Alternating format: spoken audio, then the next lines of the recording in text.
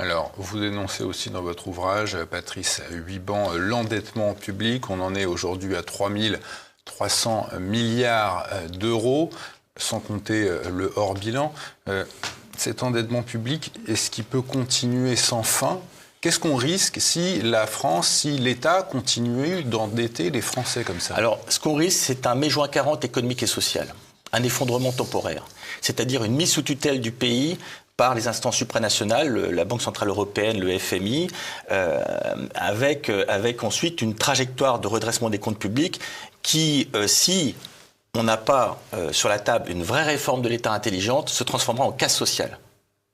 Parce que si vous n'avez pas ciblé là où il y a trop de gras dans la dépense publique et qu'en mode panique, vous faites ce qu'on a tendance à faire aujourd'hui, c'est le coup de rabot, c'est baisse des remboursements de la part assurance maladie des consultations, c'est désindexation des retraites, c'est suppression d'un certain nombre d'avantages des Français, donc c'est la punition collective. Tout ça parce qu'on n'ose pas s'attaquer au gras de la dépense publique. Je peux vous citer beaucoup d'exemples, parce que derrière ça, il y a des intérêts particuliers. Et nos politiques aujourd'hui vivent de la politique.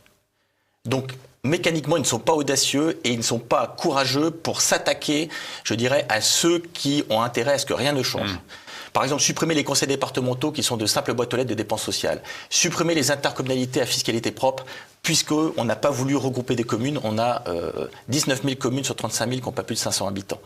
C'est obliger les médecins de ville et l'hôpital à remplir mon espace santé. Le fait qu'on ne partage pas les données de santé génère 30% dans les ordonnances, 30% d'actes inutiles, 30% de gaspillage en IRM, en scanner, en examens divers et variés, alors que la moyenne de CDE, c'est 15 à 20%. Et 10 points d'écart de gaspillage en termes de prescription médicale parce qu'on ne partage pas les données de santé, c'est 30 milliards d'euros.